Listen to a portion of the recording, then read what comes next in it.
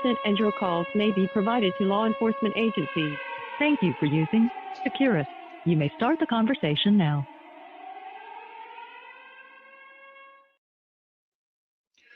Good evening and welcome everyone to another exciting Friday night edition of the Grand Jury. It's game show style, folks. Lights, camera, reasonable person standard in action. I'm your co-host and your bailiff, Big Ron. Bringing the energy and now the moment we've all been waiting for. Let's meet our distinguished guests for tonight's episode, the 5 volunteers who have bravely stepped up to serve on our mock grand jury. And our first guest tonight's going to be Steve.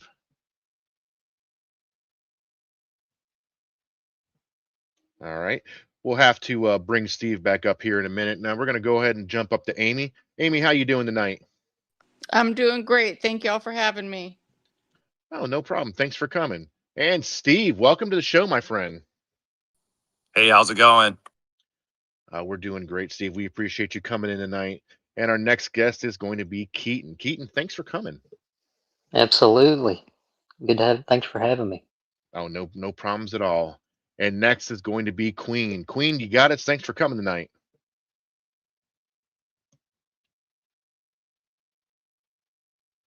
All right. I think we're having a little bit of audios with Ish, and then we're going to bring up Jim. Jim, thanks for coming. Thanks for having me. My first time on a jury ever, so I'm excited. Outstanding. You're going to have a lot of fun doing this. Queen, do we got you? All right, we'll get to her in a minute here. All right, everybody, give our hand a big round of applause here, folks. These are real people from X, ready to watch the real-world body cam and dash cam footage, hear the context, and then vote reasonable or unreasonable. We'll go case by case, play the video, discuss the key moments, and then pull the jury one by one, starting with guest one all the way down the line. Joe will guide us through the evidence, break down the law, and keep things moving. And like any good courtroom drama, we start with the classic intro. All rise. The Honorable Mock Grand Jury is now in session. The bailiff will now swear in the panel of 5 everyday heroes from X.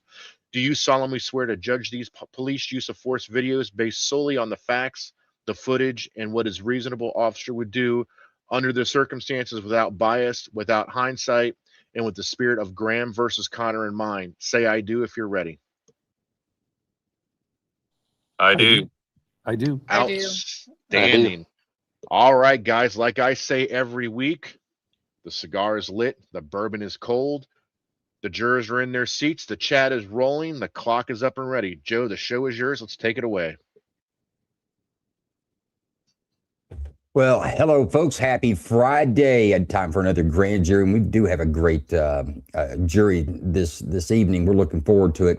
But we're also going to be short on time. We've got some very long videos tonight. I want to try to get through all 5 cases. So with that being on, let's get down to business and let's instruct the jury. Folks, these are your instructions. Listen to them. This is the 2 lenses. We're going to ask you to review all the cases tonight, just as a real grand jury would. The two very specific lenses you'll hear talked about, pay attention to them. One is probable cause. That's the level of convincing you need to be. And the other is the reasonable person standard. Pay attention to what exactly that is. It can mislead you. It's not exactly you they're talking about. It's a construct, a hypothetical person. With that, Big Ron, let's run the instructions. The Second Amendment. Yeah, it says instructions. I got it.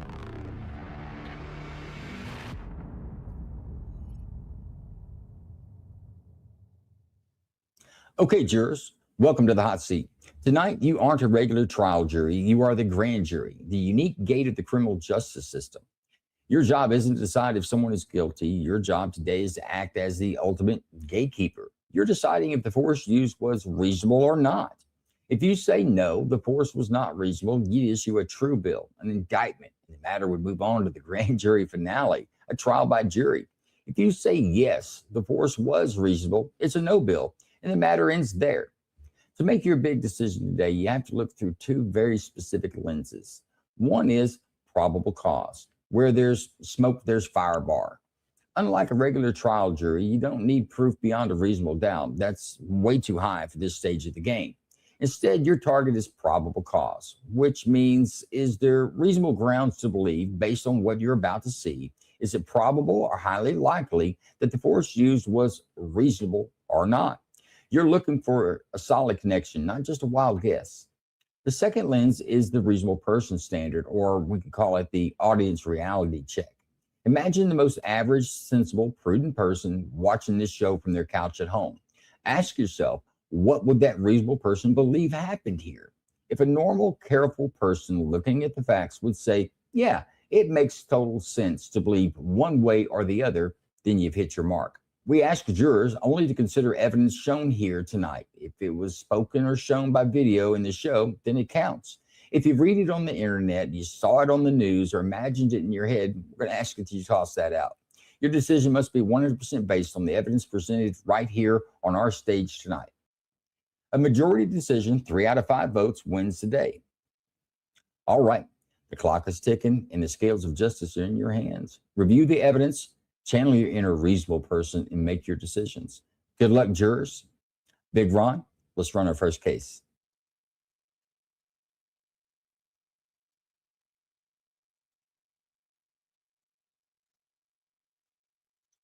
All right, Joe, you ready? And let's run it. First case, let's get after it.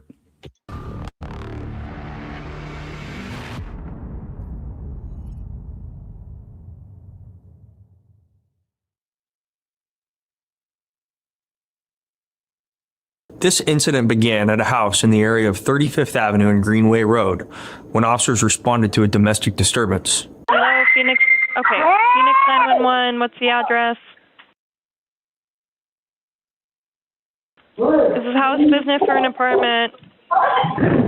Fire, I need police. They're fighting. What? No, I need you now. We are trying to get out there. Please, he has a knife, please. Who has a knife? My brother, please. His name is, please. How old is he? I need you now. What is he doing with his knife? He's trying to stab my mom's boyfriend. Please, hurry up.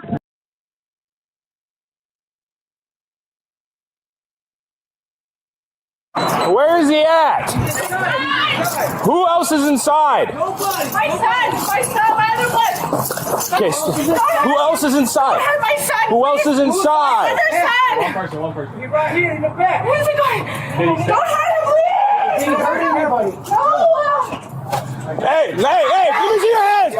Hey. 998. Who else is inside? My son. Who else is inside? Man. One person. He's right here in the back. Where's he going? Did he stab you? Please. Did he hurt anybody? No. All right, get back. Don't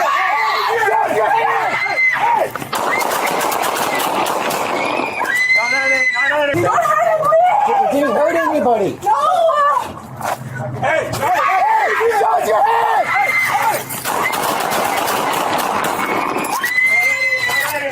The Phoenix Fire Department arrived and transported the man to a nearby hospital, where he was pronounced deceased.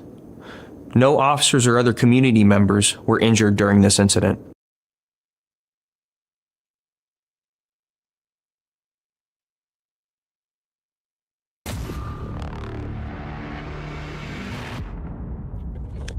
Okay, ladies and gentlemen, that's your first case. Out of Phoenix, Arizona, 911 call, domestic disturbance. We've heard about these before.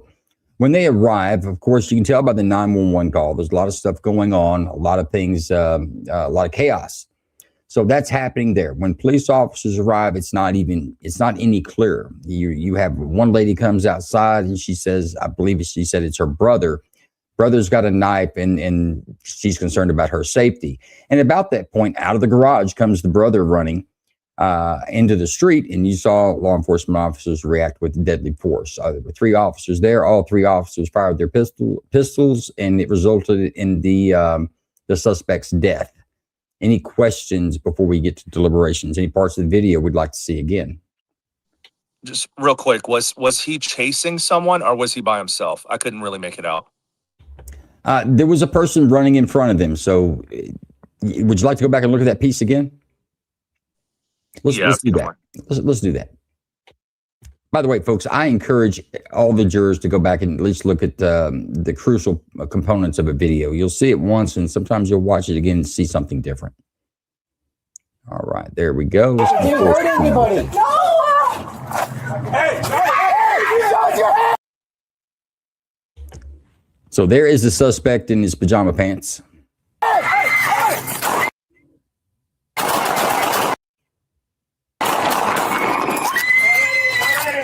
The Phoenix Fire Department. It does appear that there's a woman running in front of him in the video. So I would say, yes, let's go back to the reasonable person thing we're talking about. When it comes to the use of deadly force, it doesn't have to be real. You don't find out whether the deadly force was really necessary after a long-term investigation. You have to go on what the officers had at the time. There's more than one Supreme Court case, but they say you have to give deference to the person defending their life, in this case, a police officer. You have to give deference for a swiftly evolving situation, which I think we have here. You have to give, you can't judge them with the benefit of hindsight, because the officers didn't get to watch it 3 times. They didn't know it was going to happen. It's happening right there in front of them. You have to give them the benefit of the doubt when they react. It's only, the use of deadly force is only justified if you believe that you need to use deadly force to protect yourself from deadly force, a serious bodily injury, or a third person.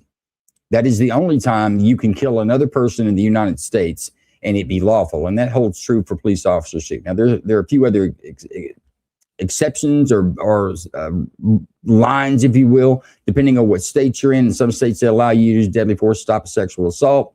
In some cases, in some states, you're allowed to use deadly force to stop a prisoner who's been convicted and in prison escaping. But outside those odd aspects, the basic rule is you can use deadly force when you believe you need to use deadly force to protect yourself, or you believe that you need to use deadly force to protect another. And the belief part will be judged by the reasonable person and the reasonable person standard that we talked about earlier. With that, there's any other portion of the video we'd like to see again? Are we ready to deliberate? I got a thumbs up from Steve. What about you, Keaton, Jim, Amy? Amy, give me a mic check. I hadn't heard from you in a long time. I'm here. I'm ready. There we go. I like it. Big Ron, put us up a clock. Let's deliberate this. First case is the easiest. No reason to spend a lot of time with it. Let's go this right here. Okay. I'm going to come to Jim. I'm going to come to you first. What's your initial impression of this video? How are you feeling about it? I felt like the force seemed excessive. The guy was in his pajama pants. It didn't seem like he posed a threat to the officers. It didn't really seem like he posed a threat to anybody in his pajamas. So I'm going to say that they could have tased him or just tackled him, and they didn't need to shoot him. So the pajama rule, we're going to use that. Definitely. So if you're in leisure clothing, you're not a threat. In your pajamas, I don't think you got to shoot them, unless they got a gun and they're shooting back at you. Hey, I worked with a cop once that for a time in his career, he believed if you got home in a pursuit, then that was home base and you made it. But that's not true. But okay, so you're leaning towards this might be excessive. This might be unlawful for the officers to use this level of force on this suspect. Is that right? That would be my opinion. All right. Anti-commie, I just coming to you. I want to check your mic. I know you're fighting it, girl. I appreciate you persevering through this. But what do you think, Queen? Queen once, Queen twice. Big Ron, you know what to do on that. Amy, what do you think? Well, he was chasing, I don't know, a woman or a man. And the officer number 1 was in front of the car. It's hard to tell if he is running towards the cop. I would say he got pretty close. I mean, I would say within like 10 feet. And I didn't see a knife. However, if all you have is all you have to protect not only the officer and the woman, I'm leaning towards he got too close and yeah, he got way too close. So you're leaning towards this could be a justifiable use of force, yeah? I'm thinking possibly yes. Okay. Steve loves ammo. My friend Steve, what do you think? I'm going to say justified use of force because this is police officers they have CAD and they understand what the call is before they arrive to the scene, so they knew it was a heightened situation. That guy that was running out, I could not make out if there's anything in his hand because obviously he had one hand turned away. And was running after a potential victim. So he was given instructions to get on the ground or, to de-escalate the situation, and he didn't comply. Okay, I see where you're going with that. Keaton, what do you think? If he hadn't have been chasing somebody, I would have suggested taser, but since he was running after someone with a knife, I would say it's justified. He was Did you see it? protecting Did you see a knife, or you believe that he had a knife? I believe he had a knife. Okay, we're still fighting with Queen's. Let's get her back up and see if this works. How about now, Queen? Can you hear us? Mic check 1 2 1 2 1 2 3. Ooh, we're having catastrophic issues with our friend there. I want to bring up the ghost juror, Big Ron. Why don't you go ahead and put him on stage since we don't have an expert witness tonight? That'll work. Okay, let's go back to now. Keaton says that he believes that the suspect in this case had a knife. Does that change how you would think, Jim, if he's in pajamas but with a knife? Does that trump the pajama rule? It might. I didn't see it. Maybe I just didn't get to see the video well enough. I just saw him running in his pajamas, and I don't know. He didn't look that dangerous to me. Did we hear anything in the 911 call that would have indicated that the suspect was armed? Yeah, they did say that, but I wasn't sure about whether or not he still had it. He could have dropped it or whatever. I just didn't see it. Okay, let's try Queen again. She's on the stage twice. Mic check, Queen 1 2 3 1 2 3. How do you read us? That's a problem. Should she restart her phone? I was texting her. So maybe try that. Yeah, we need to try something because typically what happens if they lose audio, we can drop them down, bring them back up, and they may have it reoccur, but she has not had any audio since the show started. So yeah, I appreciate you, Steve, handling that on the back end. Amy, does it make a difference to you if the suspect or the assailant had a knife? It was clearly said in the 911 call that he had a knife by somebody who knows him. So, to me, he was clearly running after somebody and getting too close to the cops. So whether it was in his hand, in his pocket, who knows? I did not see it. However, he is clearly charging, not following instructions, and I probably would have made the same call. Let me ask you this. Would you have used deadly force because he wasn't following your instructions? Is that okay to do? Not necessarily. However, he was, to me, it looked like he was really charging towards officer number 1. Like he was within 10 feet. You could tell he was chasing the woman or the other person. However, he got too awfully close and was going way too fast to make any other Transported decision. the man to a... I'm sorry. I want to bring up the video. Let me turn the volume down. I'm sorry, Amy. I did not mean to cut you off like that. So you think he was getting too close to the officer, so it's reasonable for the officer to believe that himself or maybe another officer was in danger. And remember, all 3 officers discharged the weapons and struck the suspect. You still with us, Amy? Yeah, I am. I'm watching. Yeah, see how close he got to officer number 1? I would have made the same call. What about the person running in front of them? Is it reasonable for the officers to believe that that person running could be in danger? Absolutely. The person was, it looks like they were trying to hide in front of the white truck.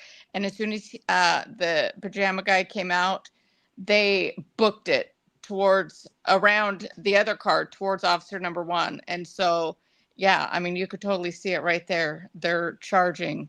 Yeah, you can see the person being chased right there is where I want to pause it. You can see the person being chased in center screen white shirt. You can see the pajama man, we'll call him, being highlighted by officers' flashlights. What do you see in his hand there? Can anybody see that? It's a little small, but he's definitely got something in his hand. So I'm still leaning towards this is reasonable. Okay. Very good. How about you, Jim? Does that change any aspect of the pajama rule? I don't know. I just think three big guys and a small dude in his pajamas. I don't know. I just think that they could have like subdued him. Seriously. What about the knife? Again, I just tase him. Whatever. It just seems excessive compared to what he had. He just didn't seem that strong to me. I think one of those officers let me ask you this. Should you use non-lethal force to confront a lethal force being presented to you or a third person? Is that what we're doing? But that's the thing is I don't think he was lethal. He just seems like a wimp to me, you know? I don't know. Can I argue this one? I was waiting for you to jump in, my friend. Okay, Go ahead. so like for this guy, you have to expect the unexpected. So there's no telling if this guy is like high on like some sort of methamphetamine. I don't know if you ever had to wrestle a guy that's been high on meth, but it is extremely difficult. They have superhuman strength, and now he has a deadly weapon. So like, are the cops going to go wrestle him or tase him? I mean, tasers, like people that are high on crack, they don't work. They will get hit with the taser and they'll just walk towards you. So what I'm saying is like, you have to, it's a split second moment. And that guy, he had potentially a knife. You don't even know. Sometimes you have to be excessive in force in order to protect other lives. That's just my 2 cents. I have a question for the one that's actually. Would you wrestle someone that has a knife? Who's that said? Well, let's don't get down that road. We got 3 minutes to come up with the decision. Then I would just say this, Steve. Then I think that they just should have shot him in the legs and just, you know, even if you're on methamphetamines and you shoot the dude in the legs, they got to be good enough at shots to do that. You know, take him out, shoot his kneecap. He'll be like seriously taken out. Have you ever shot a moving target? Let me ask you this, if y'all don't mind. I'd like to host the show. That'd work. Let me ask you this. Shit, lost my train of thought. All right, you guys go ahead. I'm just saying, like shooting him the way they did to take him out and kill him, it just seems like they could have disabled him. All right, here's my question. They were gonna shoot him. Here's my question. The same rules apply when police officers use deadly force as it will for you if someone is attacking your wife with a knife in pajamas that's frail in stature. Do you think that they should look at your case when you use deadly force to protect your wife? Do you think that's the standard they should look at? It's like, well, what could you have done before you used deadly force? Or do you believe that it should be just a bar? If somebody gets over that point, then you have the right to use brick, car, gun, bazooka, whatever it is to defend your life or to defend someone else. Because the reason I say that, it's a dangerous precedent. We say, well, police officers should have done something different to preserve the guy who didn't really care about his life in the first place versus using deadly force because deadly force was presented. And I'm going to tell you, the guy did have a knife, and it was a domestic dispute, and he was chasing the person that he had been fighting with out the garage and into the street when police officers shot him. And I think we're all kind of acknowledging that, but you're kind of saying that, well, isn't there something else they could have done? But do we really want to hold a standard like that? Because what if it's at your house or at Steve's house or at my house? Do we want to be held to that same standard is my question. If you're asking me, I would say that that's a totally different scenario. If somebody breaks into my house, whether they have a knife or nothing, I have the right to shoot them. Okay, let's say they didn't break into your house. Somebody's chasing. Someone's chasing. That's different than a dude running out of his house in his pajamas and there's 3 cops there. I just kind of think that they can, they're going to have enough training to be able to, be commensurate with how they handle it. So if you listen to me, this is important. So when you use deadly force, even to defend your house, do you want them to figure out how much training you had to see if you were even qualified to use? I just think it's a different scenario. But it's not. And I'm telling you, the laws are the same. When you look at the use of deadly force for a police officer, it's the same thing for civilians. The only difference is that a citizen can retreat and a police officer cannot. He has a duty not to retreat. He has to stand there. He has to take it. So that's really the only difference in the use of deadly force between citizens and police officers. And I'm not trying to beat you up, but this is a real important distinction that seems we have blurred lines over the last 7 or 8 years when it comes to law enforcement use of force. I'm going to give you one quick shot, and then we're going to have to get some votes on this and get on down the road to the next case. Go ahead, Jim. Oh, nothing else to say. All right, then. Anti-commie, my friend, do we have audio with you? Well, this is a cheese and rice moment with our friend Anti-commie. All right, with that, we're going to go to a vote. Let's see if we can get it done in 4. Amy, how say you? Reasonable or not? What's your vote? Reasonable. There's 1. Keaton, how say you? Reasonable or not? Reasonable. There's 2. Jim, which way you going with it? Reasonable or not? I'm still where I was. Sorry. So you think it's unreasonable? Yeah. I did think that one was unreasonable. I just think that he was in his pajamas and they could have just shot him in the leg. Okay. Fair enough, brother. Fair enough. The jury vote is a jury's vote. Steve, I'm torn. I don't know which way you're going to go. Absolutely reasonable. Very good. We still don't have commie. No, we're still working stuff on the back end. There's 3 of us working on it. All right, that's 3-1 majority vote win. So, yeah, she could put her in the private chat too if she wanted to drop her vote down. But reasonable force for the first case. That's very good. Now I want to go to our ghost juror. Our ghost juror tonight is Corey Brooks from X. He's a firearms instructor, and I want to give him a second to actually. Before we do that, do we have a caller online, Big Ron? No, we do not. Okay. Then let's go to Corey. Corey, what did you think about this video? Give us your comments. What I think about this video is very much justified and reasonable. No, won't be shooting somebody in the legs. You shoot to stop the threat. If they die in the process, they die in the process. But you shoot to stop the threat. If you would have fell down and dropped a knife, they would have stopped shooting. But he was chasing after someone. There's already an incident. They called the police there for a reason because they couldn't control the situation. So, yes, I think that it was reasonable. And yeah, it's pretty hard to hit a moving target, and I give them kudos. Well, there was 3 of them, and some of those were oblique shots, so I'll give them a little kudos, but true. I agree with the jury's decision. I think it was reasonable. I think he had a knife in his hand. I think it's reasonable for them to believe that woman's life was in danger, and they used deadly force to prevent that. And one more thing about leg shots or maiming shots, and you can't do that. You can't even do that as a citizen.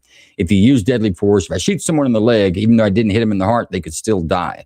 So if I'm charged with a crime, I'm going to be charged with the use of deadly force, even though it was not a heart shot or a head shot. So any use of a firearm is a deadly weapon, and its use is considered deadly force. Just that. And I'm going to say one more thing before we get to the next case. The first case is always the easiest. So, Jim, I hope you got some Advil with you or something. You might need it tonight. We got some tough ones. But with that, let's get on to the next case. Big Ron, case number 2. Case number 2 coming up. And like the man says, case number 1's always easy.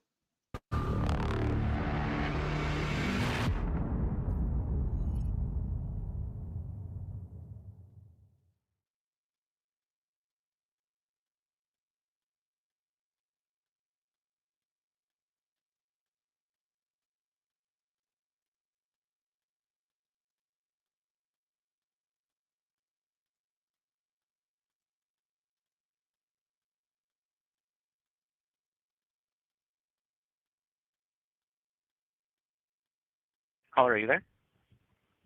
Yes. What's going on? Do you need police, fire, or medical? I'm not sure the right way to do this. I guess like a wellness check is what I'm requesting. One of my neighbors has been screaming at the top of her lungs outside of her house all day. We can't communicate with her. We can't do anything. She seems very violent right now. And then she went inside the house and has been apparently banging on things, according to her neighbor. And we're worried for her husband's health right now. Okay. So you said that she's screaming? Like, Yeah. what is she screaming? Screaming. When you say screaming, can you give me more information on what you mean exactly? She speaks a different language, so I don't know specifically what she's saying. And I'm not aware of what language it is, but When she stepped outside, when we saw her, she was screaming at the top of her lungs and pointing repeatedly at her house. And then she went inside and started what sounds like throwing things in the house and banging on walls.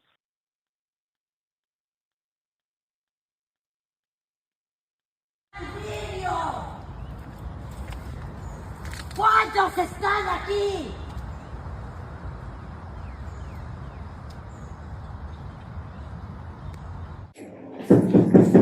Policia! Check uniform. I see you guys they were unable to locate anything. That's what you thank you. I'm clear. 10-4,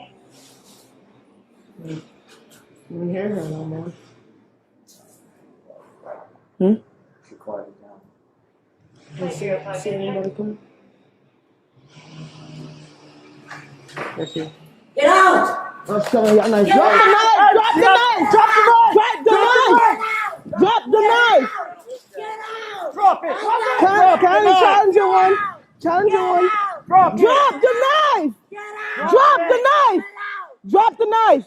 No! Drop the knife! I killed you! Drop the knife! No! Drop the knife!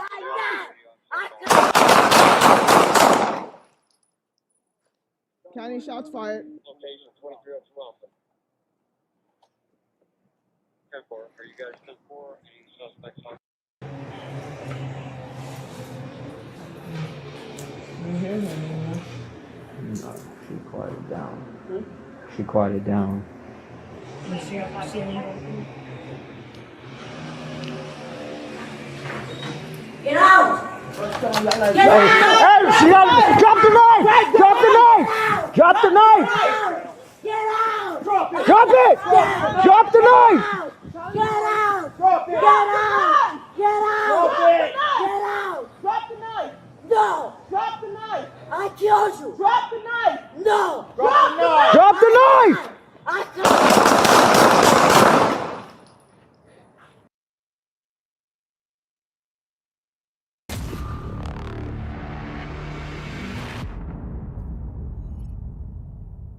All right, folks, case number 2. You okay, Jim? You gonna be okay, bro? I'm fine. Okay, any questions or any part of the video we'd like to see again before we go into deliberations? Everybody good with this one? All right, I'll take the time saver. Big Ron, put us up a clock. Let's do it. Fire it up. Queen, do we have you back, ma'am? I think somebody suggested that we could put her into the ghost caller. If somebody wants to set that up, at least we can get her audio. She would be able to participate that way by calling in on the ghost line. Ghost line, we'll just leave it open. I think we should be good now. I still can't hear her. Can you hear? Queen, we got you. I seen the mic move, but I didn't hear anything. That was me. I was going to say the number 708-627-0322. Can you throw it in the private chat for Queen to call? So, a new one starting in 9 minutes. Steve? We got her. We got you, Queen. No, we're in the middle of our All second right, one, ma'am. Brother had a new phone. No worries. I tell you what, just relax, take a drink, get into the situation on this one. It won't take us long to get this one done, I don't think. Okay, Jim, I'm coming to you first, brother. Though. Okay. Somebody, let's see if we can work on that first. Let's get her on the call line. Let's get her on the call line. Okay, Jim, I'm coming to you first, my friend. What do you think about this one? I think that the woman that was holding the knife was suicidal. Okay. Do you believe that she presented a threat to herself or others, or to others? Not herself necessarily, but to others. I think she definitely presented a threat to herself. I don't think she was necessarily dangerous to 3, well-trained police officers. She looked like she just was out of it and didn't know what she was doing. So I guess anybody that's in that situation is essentially a suicide victim.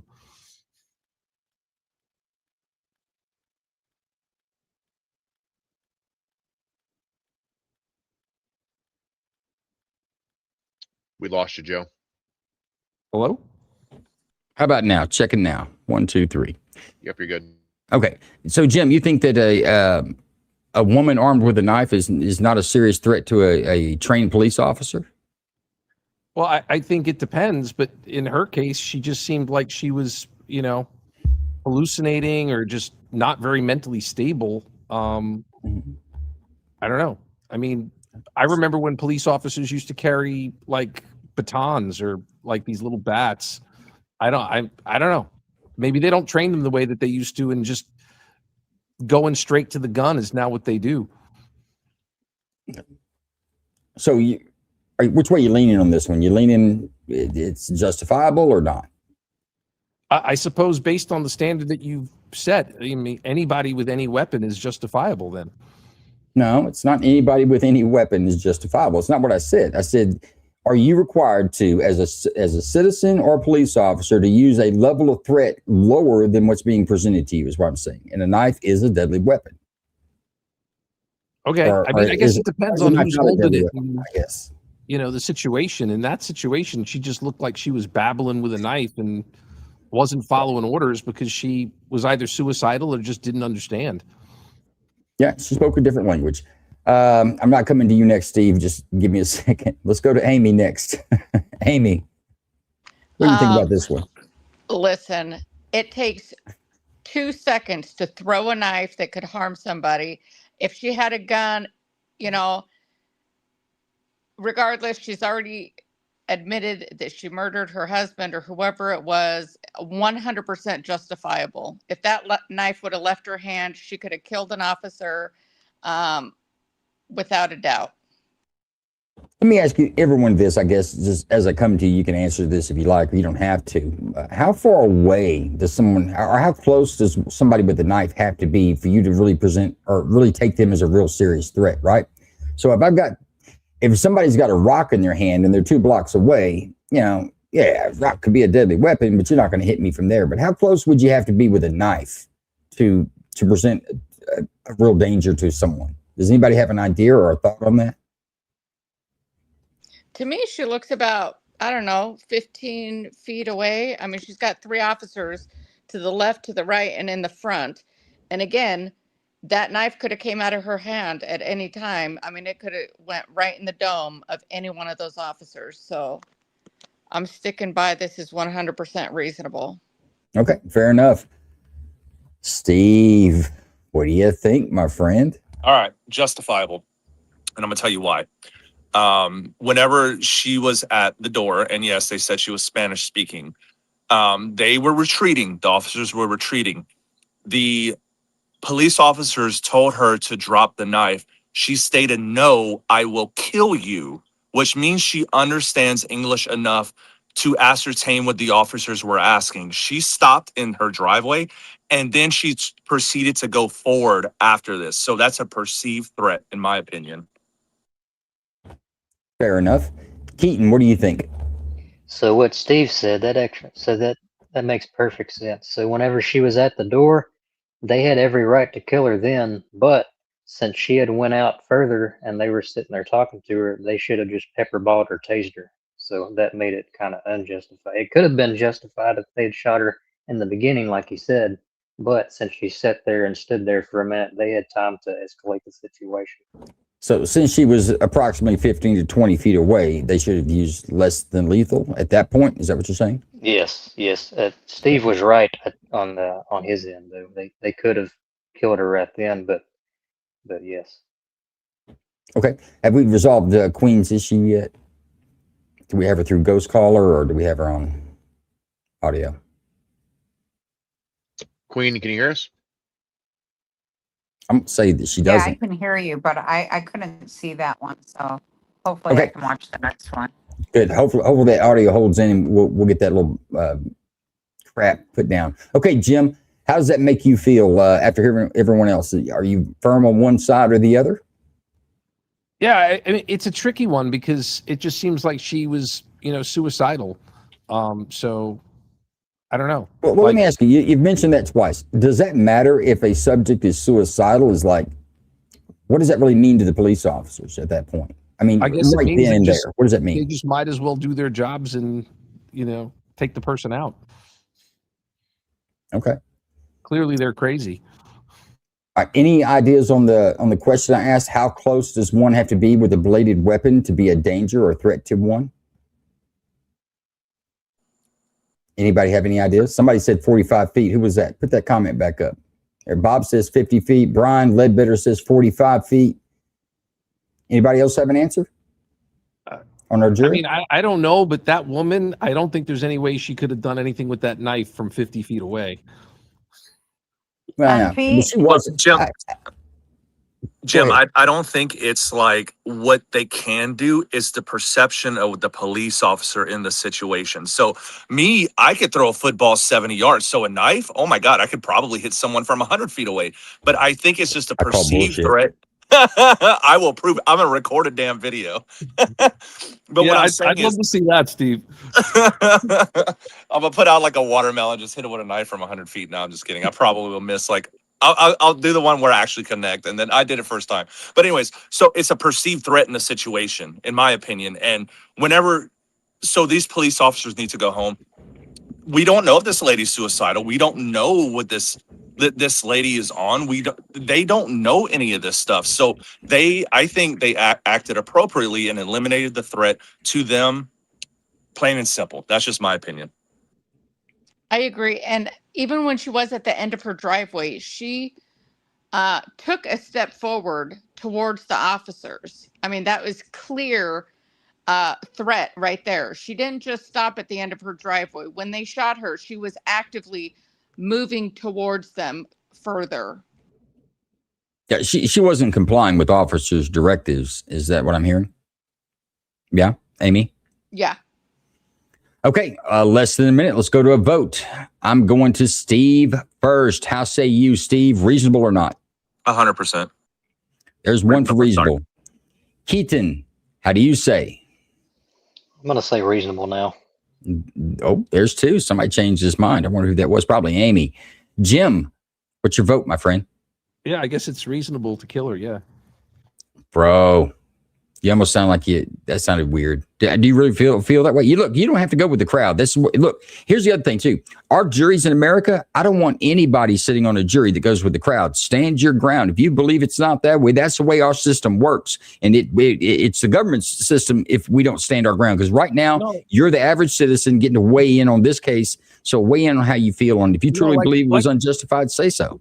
Like I said before, she was crazy. So what do you do with a crazy person? I mean, you got to protect yourself. Okay. I'm just saying, I don't want you to feel like you have to go with we don't have to have a unanimous decision. That's what juries are about. And in fact, it's scary if we have juries like that, because if you or I on the defendant's seat, I'd like to be judged on my merits and not what everybody else was thinking. Amy, give me your vote. 100% reasonable. Boy, thank God we can get it done with 4 votes. Do we have, we're going to put Amy, who am I thinking of? We're working on it. Yeah, let's try to get here before this next case starts. Do we have a ghost caller? No, we do not. All right, then, firearms instructor, give us your opinion on this case. What are you thinking about the case and the jury's decision? Justified, and they got it right. Was reasonable force.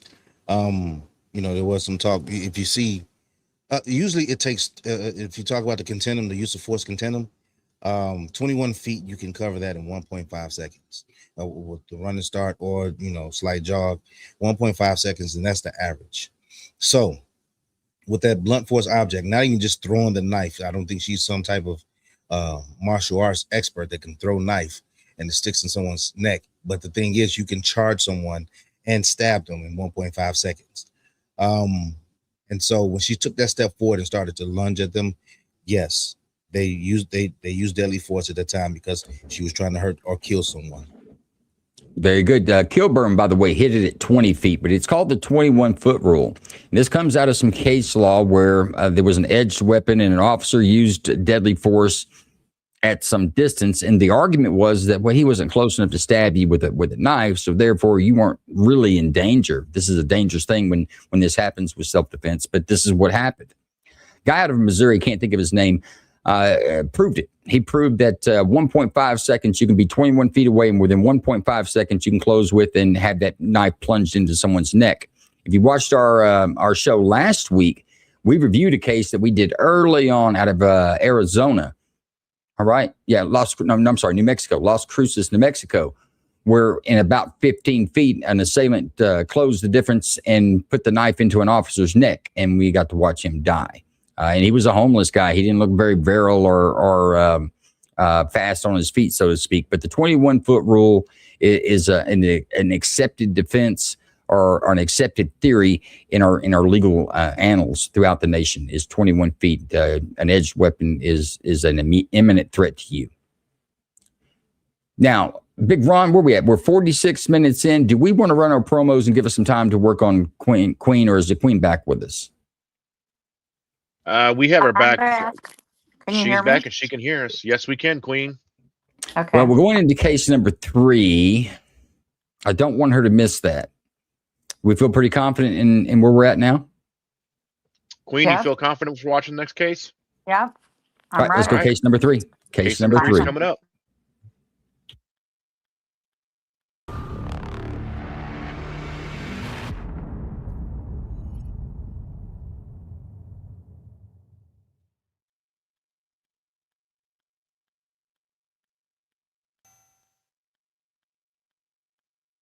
Gonna go northbound on Hilton Street from North Avenue.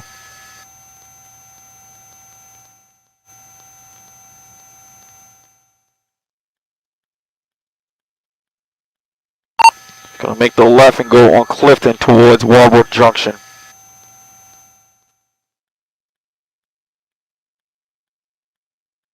Alright, he's stopping here. Hold the air. Clifton and Denison. Stopping here. Hold the air. Get out the car! Get out the car! Get out the car! Get out the car! Hands! Gun! Get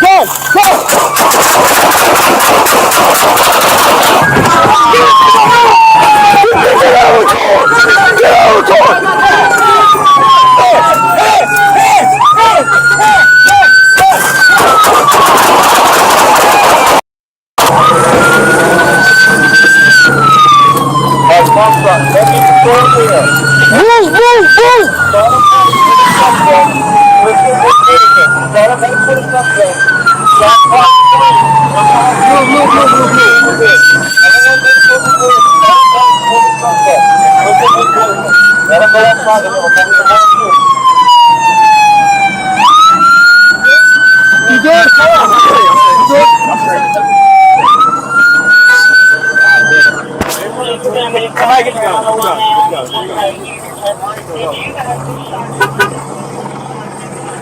Everybody on the left, and the digital dispatch, do a roll call to make sure all these units are okay.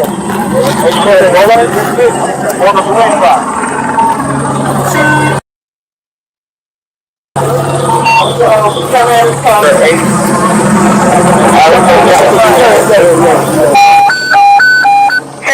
Ten 32 to signal 13, Clifton and Denison. 1032 to signal 13, Clifton and Denison.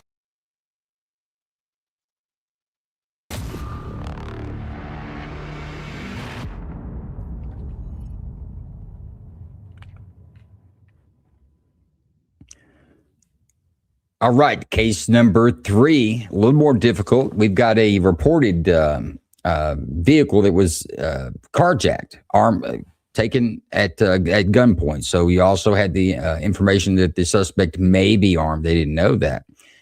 They had air units pursue, many officers out there as police chase people. We saw that.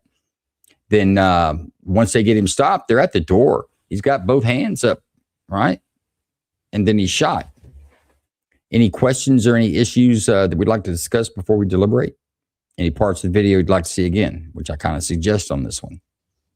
Can we go to the one part where the one that's, I think it's the second officer, where he's the closest to the inside of the vehicle, where we can see if he's reaching for the weapon? Like the way you think. Now let's go to that one.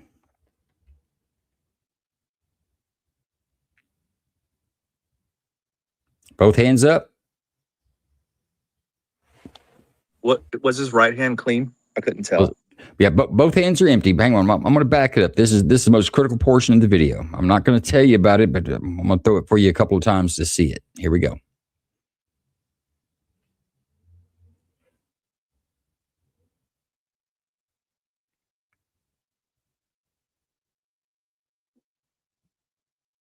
Last time.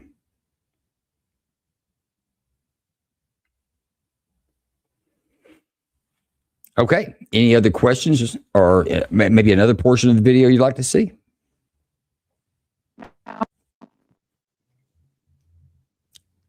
Was that that'll be it for me.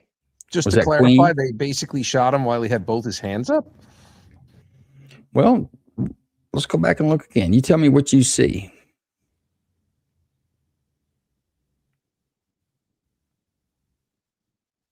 Both his hands are up. Okay. You can see glass begin to break while his One more time.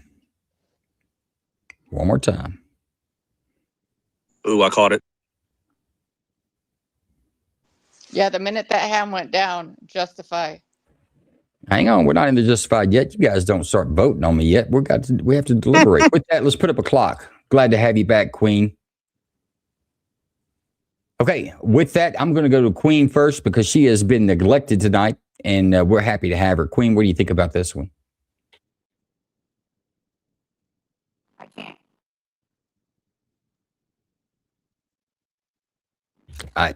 I can't hear Queen. Can anybody else? I heard her for a second and then she faded out. But let's get her on the ghost juror. I mean, she can be in the studio. She can see the videos, but her audio is not working out. Let's get her on that ghost caller. Yeah. Let's go to Amy. What do you think, Amy? Man, it takes like I said, just a second, but you see his right hand go right down. I didn't see the gun personally at that time. However, there's no other reason to be putting your hand down when you have both of them up and 3 officers with guns in your face. Well, the real question is it reasonable for the officers there to believe that if he's got hands up and he puts one down, that could be a threat? Is it reasonable for them to believe that? Without a doubt, he's already has carjacked a car. He has ran from the police, and now Allegedly. Okay. So you think it is reasonable that the officers had a reasonable fear for themselves or another officer even when the man dropped his hand after being told to put him back up, right? You think it's reasonable that the guy knew that the police wanted to talk to him? You think that's reasonable? In this case, whether he had a gun or not, he could have put that car in drive and tried to run over. You just don't know in that situation. He should have just left his hands up completely. Okay, fair enough. Keaton, what do you think? Well, when you replayed the video, and I did eventually catch that right arm go down. Yeah, and they did retrieve a gun from him, I believe, at this point. But, I mean, it just happened in a blink of a second. So I would say this is reasonable. Yeah. They'll happen like that. Jim, how you feeling about this one? I don't know. To me, it appeared like they shot a guy that had both his arms up. I didn't catch an arm dropping for any time with the shot. So I don't know. It just seems so fast. To me, it seemed bizarre that they shot a guy with both his arms up. Okay. Steve, what do you think? Hey, sorry. Real quick before I get my input. In the X chat, can you guys put the phone number so Queenie can dial in? Yes, we'll get that. We'll get that right now. Thank you. Okay. Thank you for helping out with that. All right. So, Joe, are you gaslighting us? What happened before this? How long was the chase? Did he shoot at officers, or was it because there were a bunch of units responding? So I want to know, like, what happened beforehand. It was that vehicle was spotted by Air Patrol as a vehicle that was wanted in connection to a armed carjacking. In fact, that vehicle was stolen from someone at gunpoint. They pulled the person out. A pursuit, he calls that in. obviously ground units start to approach, and a pursuit began, and the pursuit went on for some time. I did edit some of that out because a lot of it's just I know. dudes driving down the street. But when the pursuit ended, they go to make contact in there, and initially does. He has both of his hands up. But just before the shots fire, he drops his right hand, and that's when 3 officers aired him out efficiently. Gotcha. Okay. So yeah, he had his hands up, and then towards the end, before they opened fire, his right hand. So you can argue, was he trying to get his seatbelt off? But I doubt. I mean, he's not a law-abiding citizen, so he probably wasn't wearing a seatbelt in a carjacking. But you have to assume there's a perceived threat and justified. But really what we're asking, is it reasonable for those officers to believe that he wasn't reaching down to take his seatbelt off? You know, that he was reaching down to present some sort of a harm to them, in this case, deadly force, because that's the only time you can use deadly force is to counter deadly force.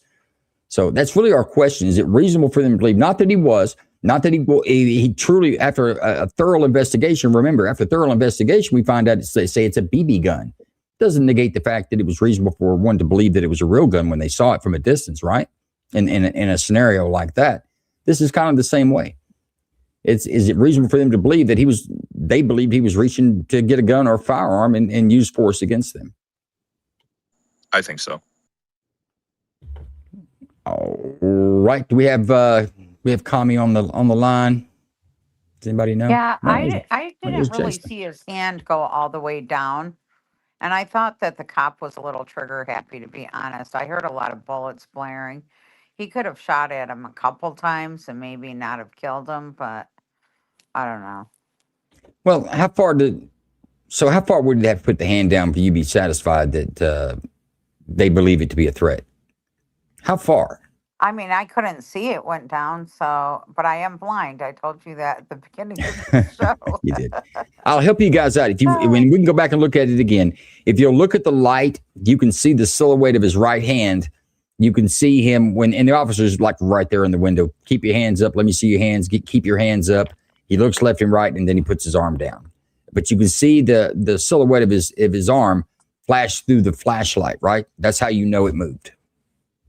Well, it moved, but I didn't think it moved down. But I mean, I am blind. If it moved down, then I guess he deserved it. I guess, I don't know. It sounded like 20 shots to me. Maybe like I would have shot a couple times. But well, how many? That's a good question. How many times do you think is enough, or how many times is reasonable? 2 or 3. Well, you shoot him a couple times and then see what happens. Yeah. Like maybe he can You have survive enough? a couple times. I'll give you but some I don't more. think he couldn't survive that many. It was like 20 times. I was like, oh my God, this guy's a goner for sure. There's no hope of him surviving that. But that's just my opinion. And that's what we're looking for, is your opinion. Very good. Where are we at on time? Ooh, 3 minutes in. Yeah, I like it. It's going to work out just right. Steve, how many shots are too many? There's never enough. I'm emptying the mag. Let's go. What about Jim? For you, how many shots are too many? I don't know. I mean, if it's a perceived threat, then yeah, I mean, just take the guy out, however many shots you need to take him out. I just wasn't sure that watching that video, it was a real threat, because I didn't personally see the hand go down. I'm not as blind as Queenie, but I just didn't see it. Maybe I just don't catch the video well enough because I'm on a phone and I'm not looking on a computer or whatever. Could be. But Yeah. You know, even with his hand going down, I mean, wouldn't it have to come back up with a gun before you like completely unload your mag, Steve? Well, yeah. So whenever something like this happens, so we're watching body cam footage. So obviously, like line of sight, you can probably see this a lot more clear, right? But I would say, like, honestly, like if it's a perceived threat, you don't have to say, oh, well, his hand went down 6 inches, so he's obviously grabbing the gun. And you don't wait for someone to bring it back up before you start trying to protect you and your buddies out there in the field, right? Yeah, So and we have I'm sorry, I mean to step on you, but we have a saying in the gunfighting world for gunfights that action is faster than reaction. So honestly, from the holster, This guy could go to his thigh, bring up a gun, and before an officer has a chance to process it, that action will be faster to whatever reaction the officer does. And this is an important thing. It's been timed. I forget the time it is from perception to action, how long it takes your brain to process it, send those signals to your hand and tell your hand what to do.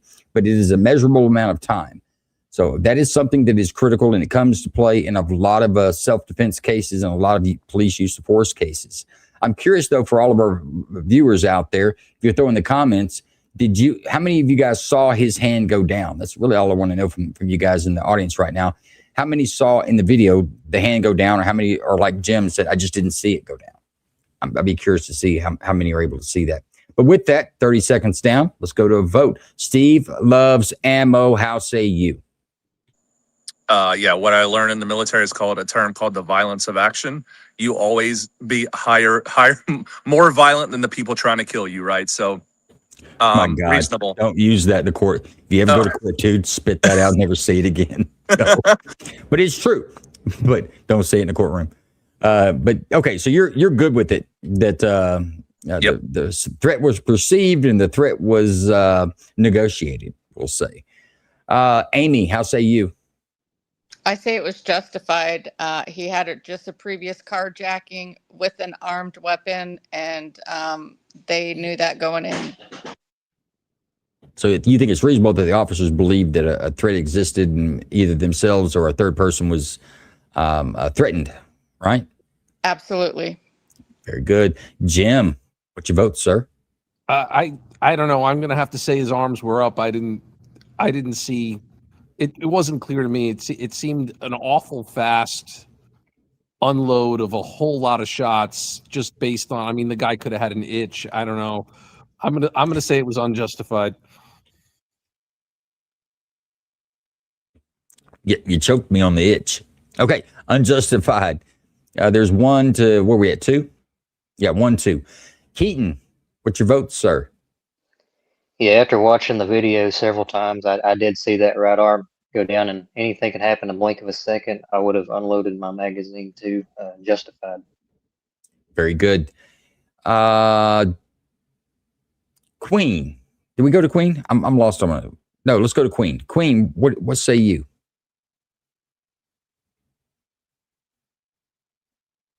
All right, then. Is that everyone? That is everybody but Queen. All right, then let's 3-1, right? 3-1. It is 3-1. Reasonable force. Right. Now we've got our Minnesota scholar in here, Jason, with 3D Response, 30 years of Minnesota law enforcement. He's graced us on the stage. Jason, did you have a chance to see that video? I did not, but it sounds justified. It's exactly what a cop would say. Exactly. The thin blue line right here in front of us, folks. We've all seen it now. With this, we're going to run our promos and give our guests a chance to maybe work on some phones and get things going, get a fresh drink, and then we'll be back with our final 2 cases in about 9 minutes. Run it, Big Ron. All right, everybody. Make sure you follow all these creators. They're great guys. Okay, that's not it. The Second Amendment, ratified in 1791, was forged in the fire of the Revolution, as our founders, like Washington crossing the Delaware, fought for liberty. They knew an armed populace was essential to secure it. Emerging from the Constitutional Convention, the Bill of Rights enshrined the right to keep and bear arms, ensuring citizens could defend themselves and their nation from tyranny. This right wasn't just about hunting or sport. It was about empowering individuals to stand against oppression, a principle born from the struggle for independence. Hi, I'm Steve with the Range Minded Podcast. The Second Amendment is as relevant now as it ever has been. It secures our freedoms, our rights, and our way of life in an uncertain world. Join us as we unpack its history, its traditions, and its future in America. You can subscribe to the podcast on any of your favorite platforms. Be awesome to see you there. And let's unpack the future of the Second Amendment together. See See you guys.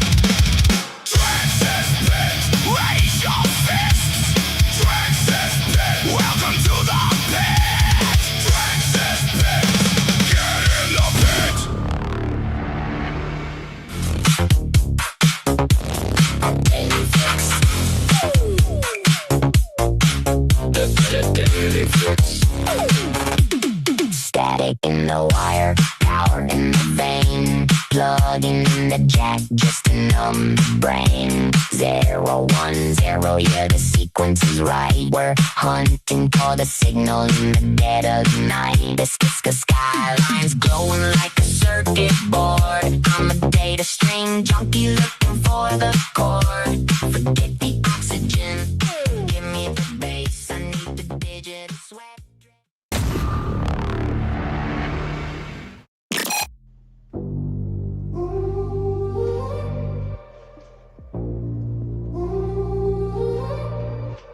They frame me in a picture, Sharpie horns on my head, every rumor like a scripture.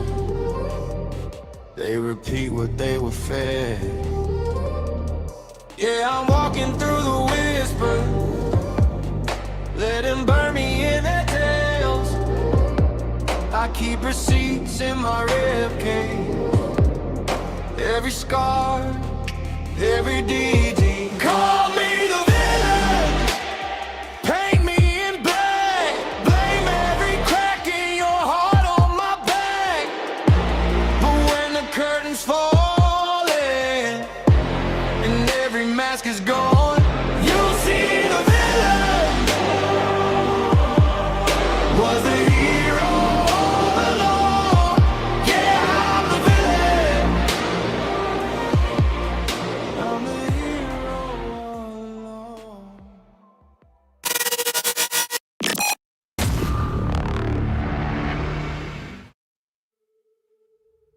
Look around you.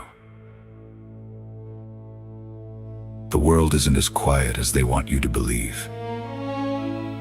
In the dead of night, the shadows stretch, the frequencies warp, and the truly bizarre leaks into reality. You've seen things you can't explain. You've heard the whispers in the woods, witnessed the lights dancing in the upper atmosphere, and felt your hair stand up when you thought you were completely alone. Stop keeping it to yourself. Welcome to the Electric Circus. Your hosts, the Joker and Drax, are unlocking the phone lines and pulling back the curtain on the absolute unknown. This isn't a lecture. This is your platform. We want the raw, unfiltered truth. I don't think it's human. It's standing right outside my window. From skinwalker encounters to shadow figures to UFO cover-ups and cryptids stalking the tree lines. If it's odd, unexplainable, or downright terrifying, we're asking for you to call us live. No judgment, just the truth. The studio line will be wide open. The Joker's wild, so smile and dial! Punch the numbers and save them in your phone. Call 386-227-7284. That is 386-227-7284. His Majesty's madness gives all things strange and weird a home. break the silence. Tell the Joker and Drax what you saw before the signal goes dead.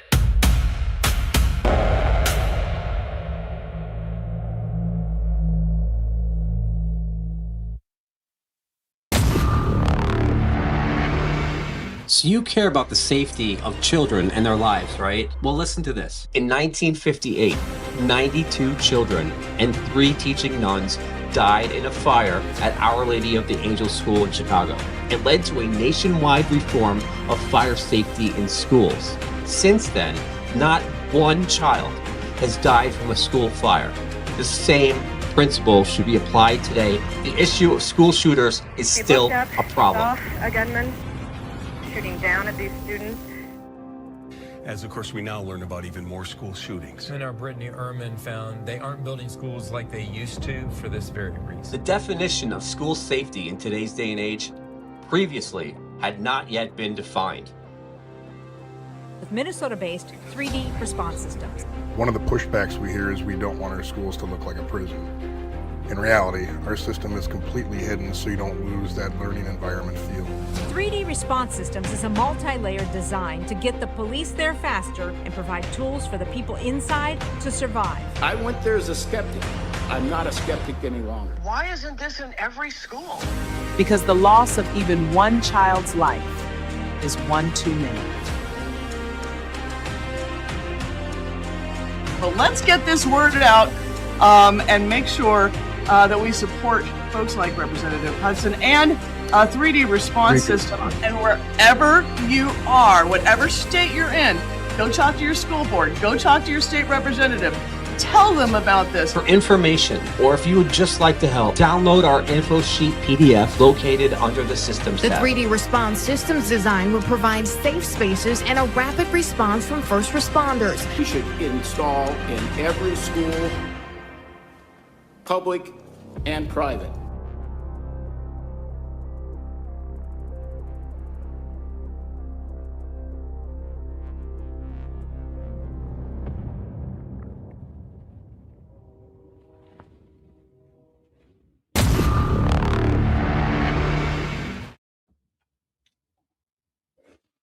All right, folks, that we'll call that intermission, but we do support small content creators here, and you just got a list of what we do support, along with Jason's 3D response system. If you haven't heard about it, Jason, I'll give you a couple of minutes if you want to school some folks up on your school safety system. It's the only tactical response that's out there, and not high-tech technology. It's cover, concealment, and communication for the kids, the teachers, enhance the police response, and you can take a school of over 2,000 kids and make it a target-less environment in about 60 seconds. Absolutely. We are a supporter of that. If you want to know more about it, you can go to 3dresponse.com. It's got a lot of content there, a lot of videos, and you can even reach out to Jason through the website, or you can catch him on X as 3D Responses. Just add an S to that 3D Responses, and that's his handle on X. Absolutely. With that, let's get back to business. Let's go to case number 4.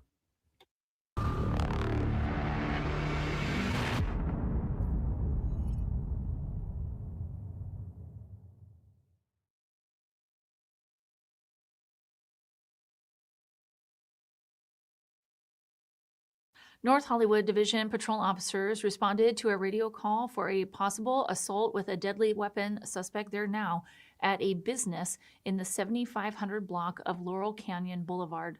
The suspect had vandalized the location, injuring the victim, then exited and crossed the street to the west sidewalk. LA City 911, operator 974. Yeah, I'm calling from 75 Laurel Canyon Boulevard, North Hollywood. It's a liquor store. My employee was just attacked by a transient, which he sits across the street, and I think this guy is crazy. The guy is across the street now, the transient? Yeah.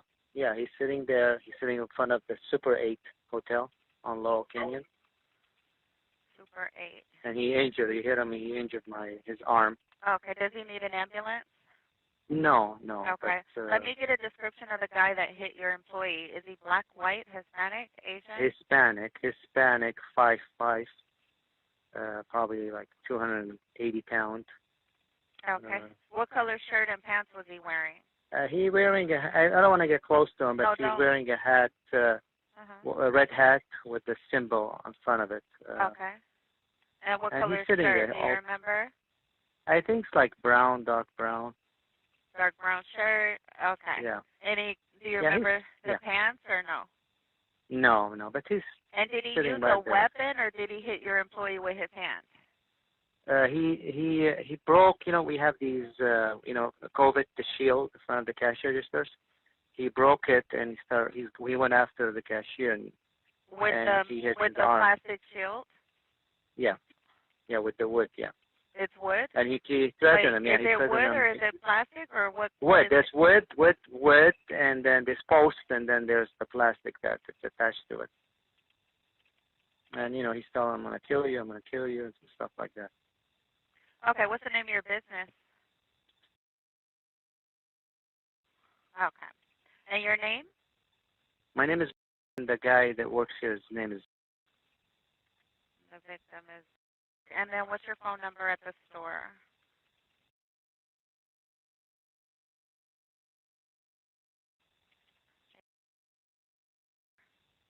Yes. Okay, I'll get an officer out there. Thank you so much. Thanks. Hey, North Hollywood unit at ADW, suspect 75 Laurel Canyon Boulevard. Victims at suspect is sitting in front of the Motel 8 across from the business. Male, Hispanic, 5'5", 280 pounds, red hat, dark brown shirt. Weapon used was a wood beam from the shield's barrier. It's code 2 incident 2667 RD 1504. Be careful. Okay, careful.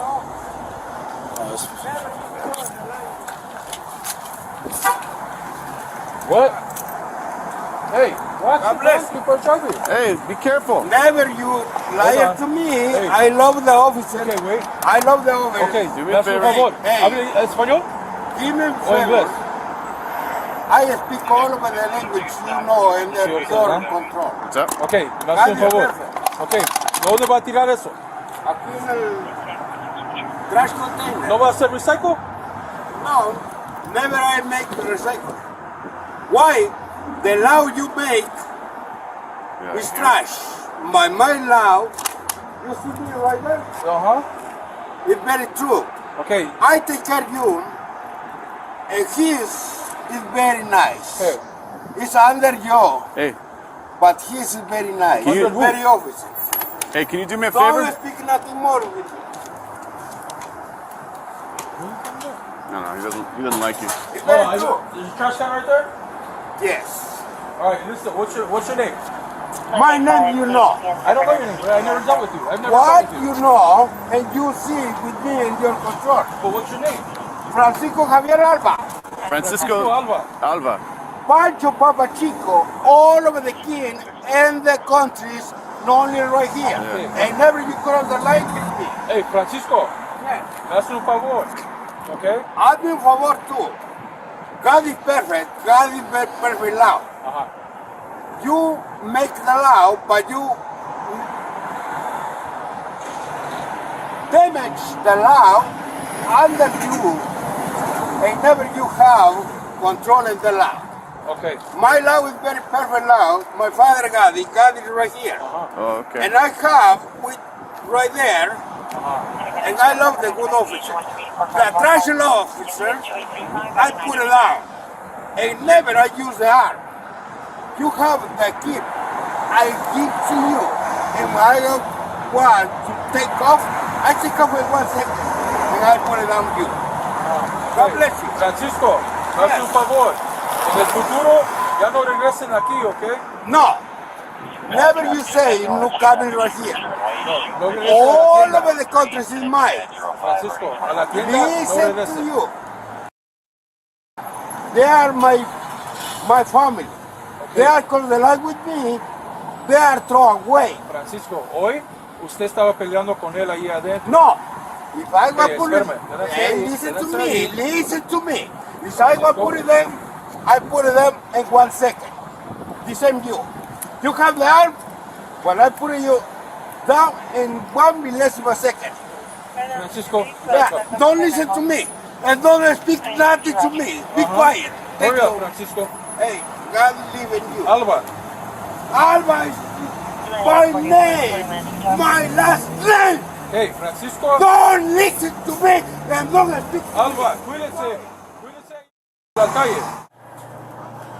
I can get one more addition here just to monitor, I guess. Yeah. 1583, can I get an additional unit for 415 man?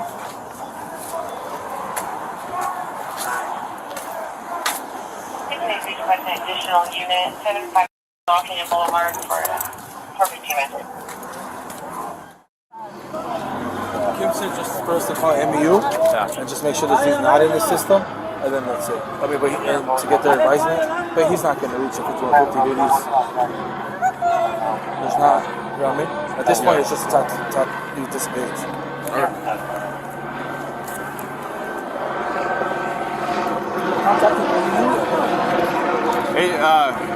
Hey, George, take over as DCO, will you?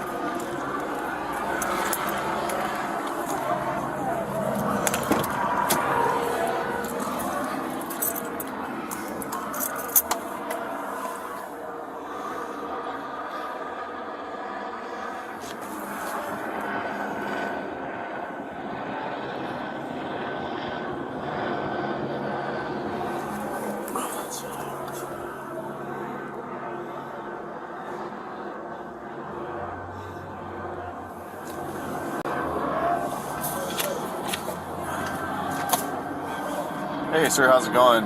This is Johnston from North Hollywood.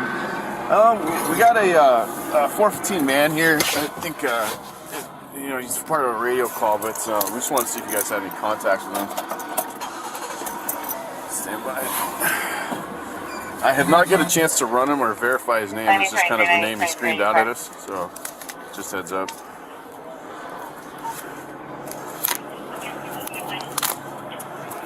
9823, 9823, are you correct? His name's Francisco Alva. Francisco Alba? Alva, A-L-V-A. B-A, boy Adam, right? Victor Adam. Victor Adam. No contact? No contacts, no.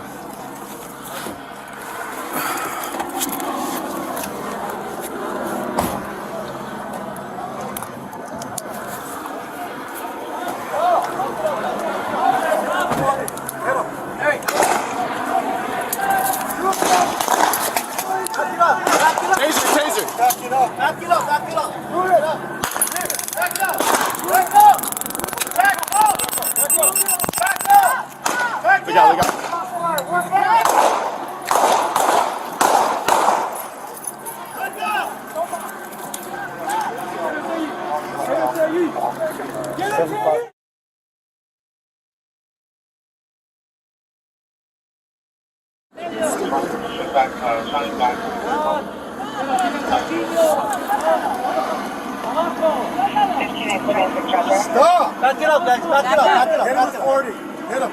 Hey! Back it up. Hey, back it up. Back it up. Back it up. Back it up. Hey, back up. Back up. Back up. Back up. Back up. Back up. Back up. Back up. Stop. Stop.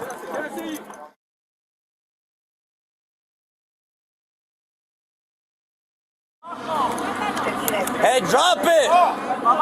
Drop it! Drop it! 40, stand by! 40, stand by! Back it up! Hey, back up! Back up! Back up! Back up! Back up! Back up!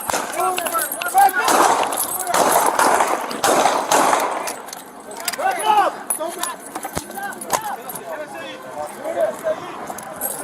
Stand by! Get it, Ziggy!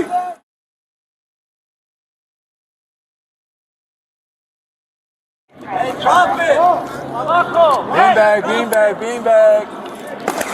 40, stand by! 40, stand by! Back it up! Hey, back up! Back up! Back up! Back up! Back up!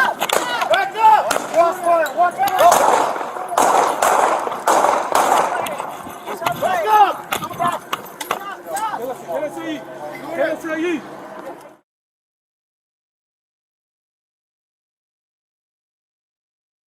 Aquí en medio. Pero no, pero sin el martillo. No, ponlo para abajo. Suéltalo. Para abajo. ¡Ey!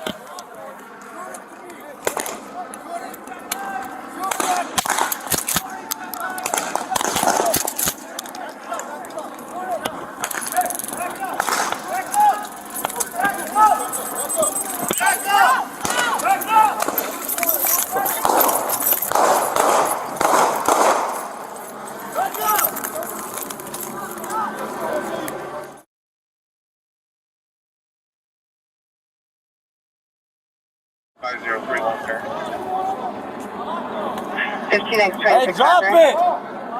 Drop it! Drop it! 40 stand by! 40 stand by! Back it up! Hey, back up! Back up! Back up! Back up! Back up! Back up! Back up! Quédese ahí. Quédese ahí. Quédese ahí. Quédese ahí. Ponle para ahí, ponle para abajo ya. Ponle para abajo. No lo muevas. ¿Ok? No lo muevas. Ahorita va a traer una ambulancia. ¿Me entiendes? Están dañando lo que no debía. Ahorita viene una ambulancia. ¿Me entiendes? ¿Sí me entiendes, Francisco? Habla conmigo ahorita. Todo va a estar bien. ¿Ok? No lo agarres. No lo agarres. Ok. Quédese ahí. You are damaged. Something. No. In his right pocket, he's got a screwdriver sticking out. Okay. Ponle en el piso, Francisco, ahí. Francisco, en tu espalda, ponle en el piso, ahorita. No, está bien, ponle en el piso ahorita. En tu espalda, Francisco. Ya. Ok, Francisco, me hace un favor. Ponle en el piso en su estómago. Ahorita, Francisco, ahorita. Ok, ahorita ponle tu estómago ahorita. Ok, quédense ahí.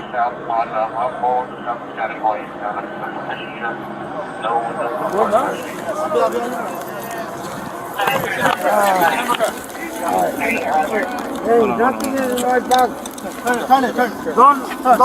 Don't feel. Espérese, escuchen lo que le van a decir. No like it.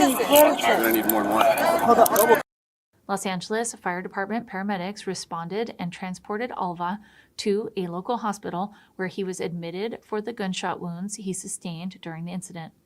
No officers or other community members were injured as a result of this incident.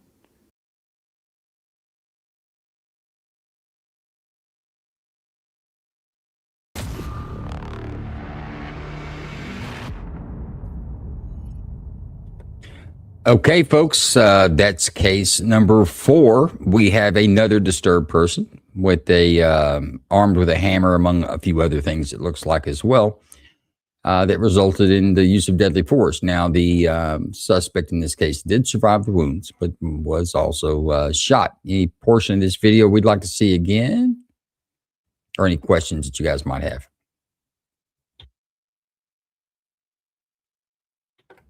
Is my audio coming through?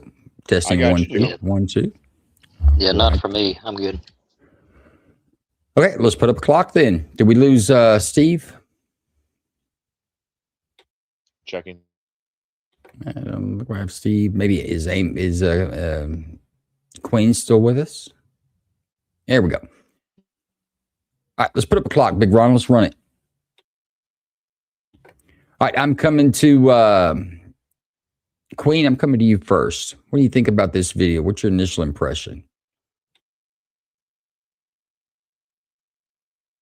Well, he didn't have a gun. He just had a hammer and whatever, right? Yes, had a hammer. Well, this case, I think, see, I don't know. He's homeless, right? And they're usually schizo. I'm scared of people, crazy people, because I think they can do some damage. So, I mean, he didn't die, so I think it's fine. If he had died, would it make a difference? Yeah, like, I feel like the last guy, I feel like he stopped the car, and I felt like he shouldn't have gotten killed. But this one, I think, is a little more justifiable because he was so hostile and crazy. Does it weigh on your mind at all, or does it go in the officer's benefit, if you will, that they used less lethal? A lot of it, they attempted a taser, they used non-lethal impact rounds to try to get him to stop before they shot him. Right. They took a long time before they shot him, and I felt like the officers were like handled it better in this case than the last one. Okay, good. I felt Keaton. like this one was more deserved, and I felt like the other one was not deserved. They should have tried more of the other stuff first. Sounds good. Keaton, what do you think about it?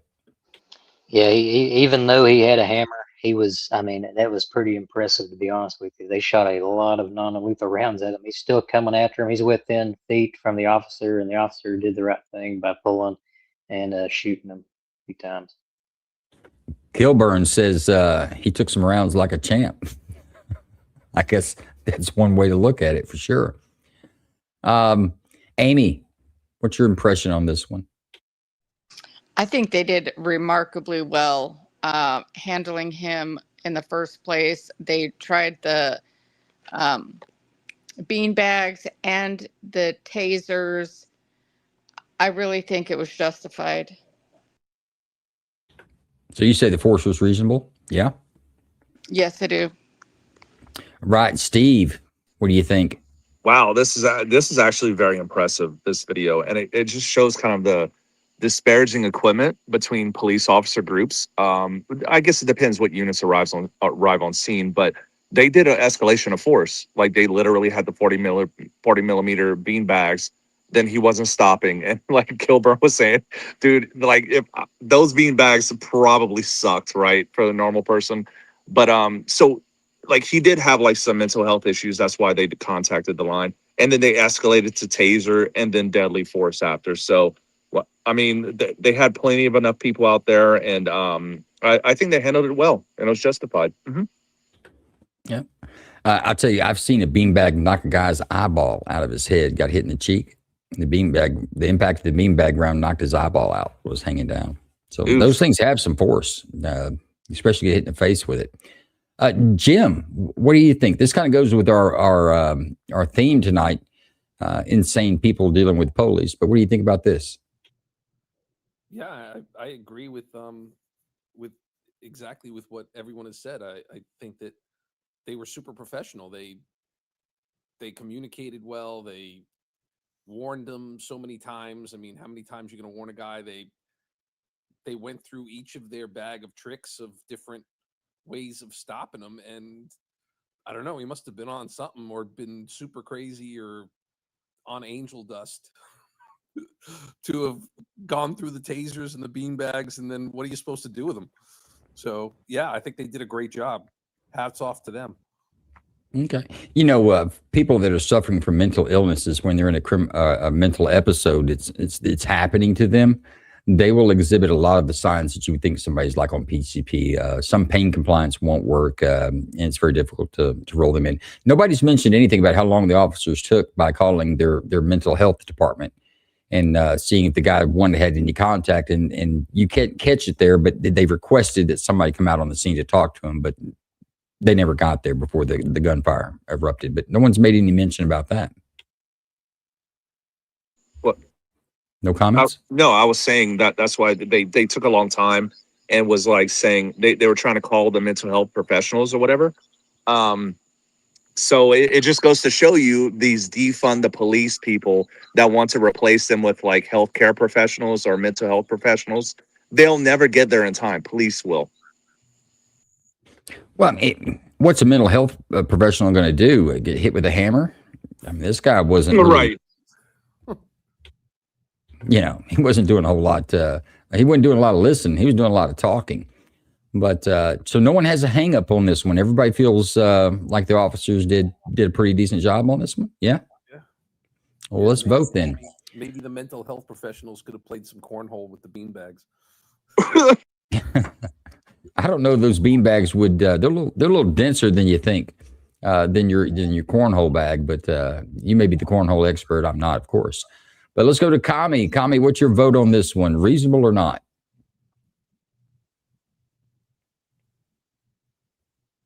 You still with us, Queen?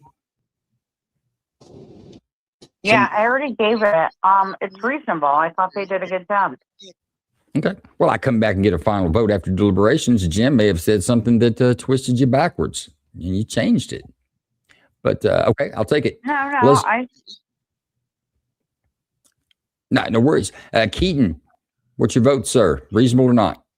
The officers used non-lethal on him. He kept coming towards them and got so close where, yes, they used shot at him, and yes, reasonable. Very good, very good. Amy, how say you? Reasonable. Very good. Steve, you changed your mind? 4 for 4, reasonable. 4 for 4, reasonable. Jim, where's your vote? Definitely reasonable. Way more reasonable than Mr. Pajama Pants. I'll definitely say reasonable.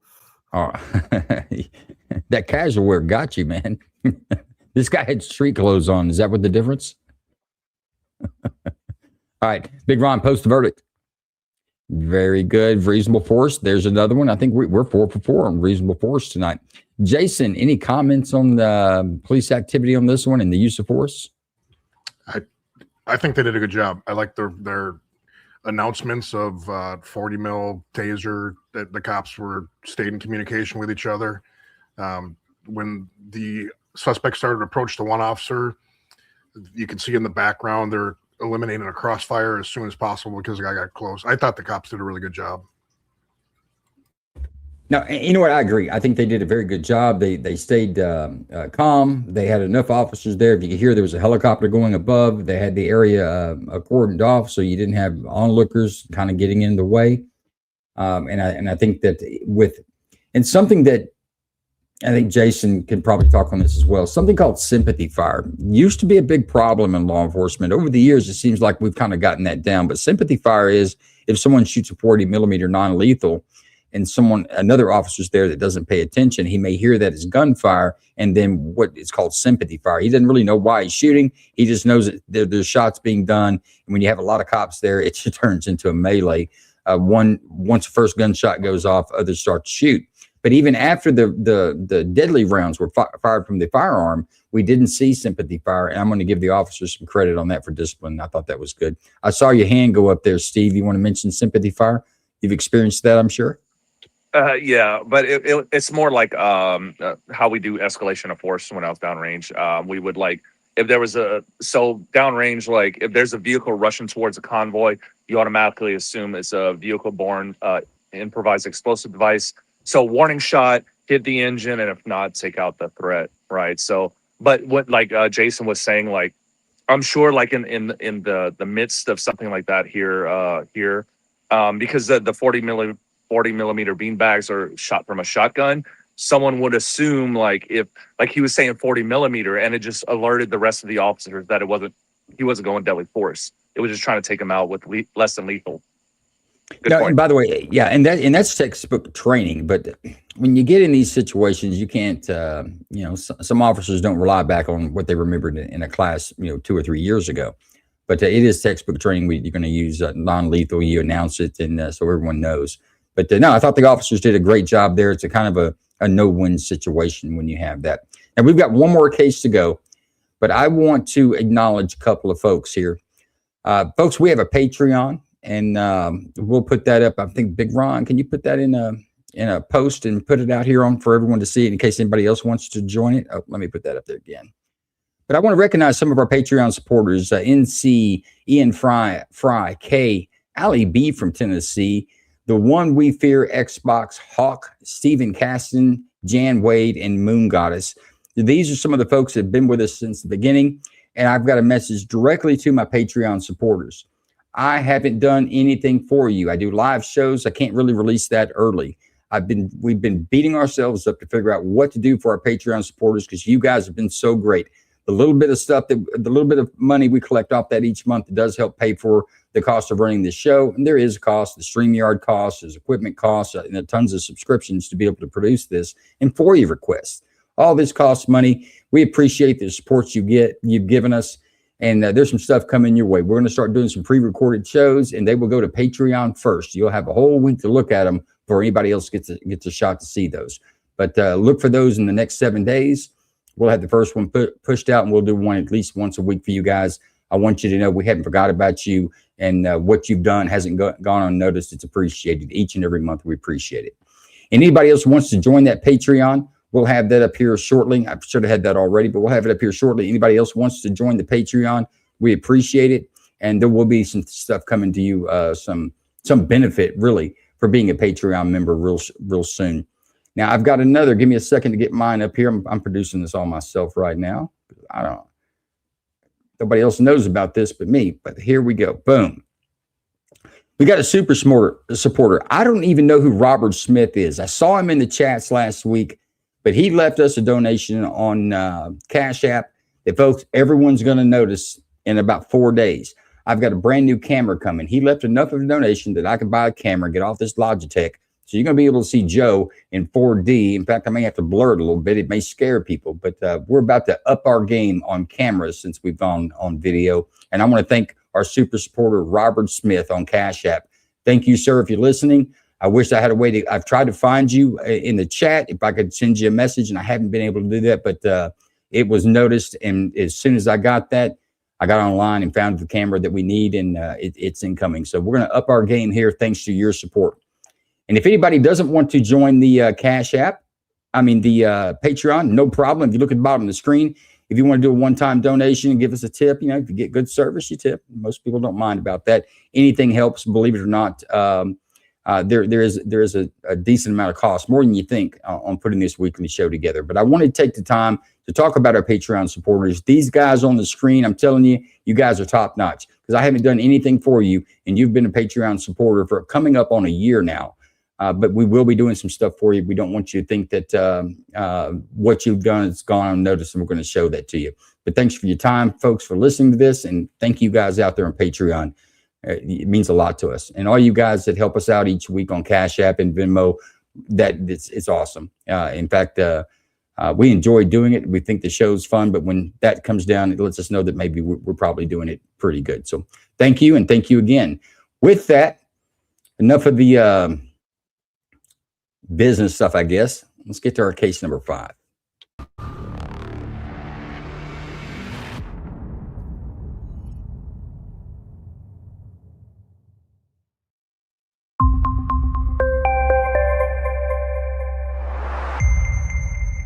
At 4:29 p.m., a Breckenridge Hills police officer conducted a traffic stop in the 9300 block of Calvert Avenue in the city of Woodson Terrace on a 2014 Lexus for a license plate violation and excessively tinted windows. Hey.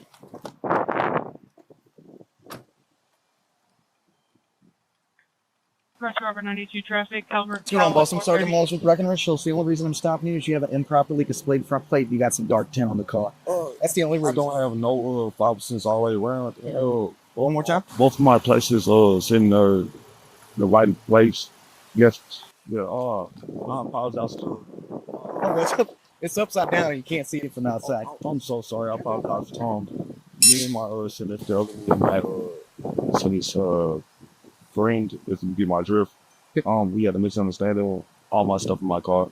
That's no problem. There's nothing illegal about having all that stuff. I'm sorry. I apologize. I had used it around. 180 Gordon insurance just expired last month. Okay. Do you have the original card? I can put it up on my cell phone. Yeah, absolutely. Once again, I'm so sorry. That's all good. Is there any reason why you're not wearing a seatbelt? My car is out in that area. It's gonna be en route. Stuff right now. Your seatbelt's messed up? No, I just really do that because I sets the alarm.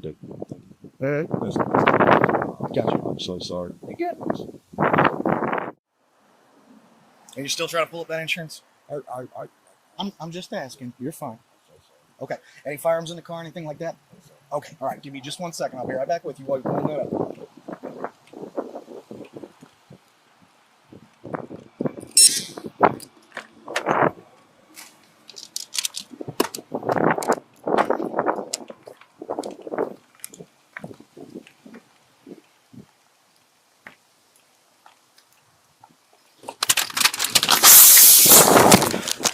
Robert 92. Forever 92?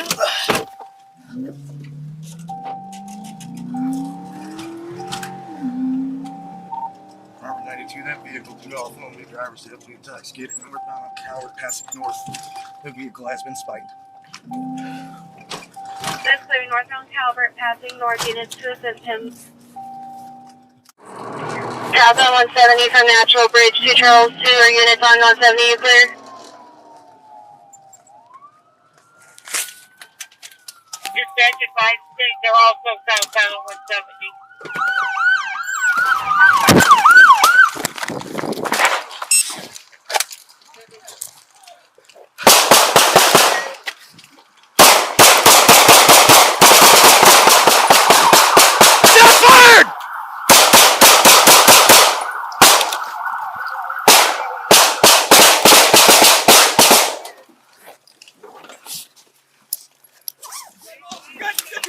You good? I got you. Right here. Come on. I'm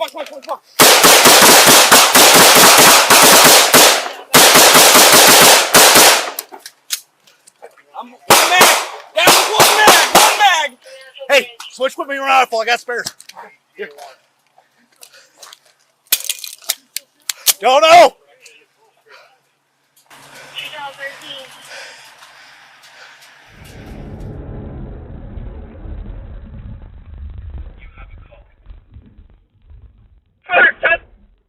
Shots fired. Anybody injured? Charles 13, I'm rolling on foot. Charles 13 on foot, where? They on route to southbound 170. You have a call. Land to southbound 170, our units cleared. 51 is almost there. What branch from southbound? Natural Bridge. ETA1. Direction, description, please. 2013. Good. On Thursday, October 31st, 2024, the St. Louis County Prosecuting Attorney's Office issued charges on the suspect, Javon Henderson, 30 years of age, of the 9900 block of Sloan Square in St. Louis, Missouri, 63134, for assault, first-degree special victim, armed criminal action, and resisting arrest. Charges are merely an accusation, and defendants are presumed innocent until and unless proven guilty in a court of law. Detectives located a 9mm semi-automatic pistol and an AR-15 style pistol in the vehicle driven by Mr. Henderson. 2 fired 9mm casings were located inside Mr. Henderson's vehicle. In total, 87 shots were fired by law enforcement.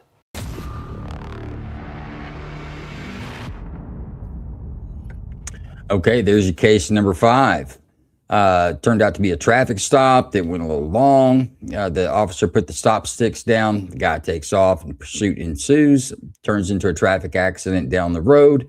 And 86 shots fired by police on this, and evidently 2 fired by the suspect. Suspect does survive wounds and went on to face justice for his criminal activity.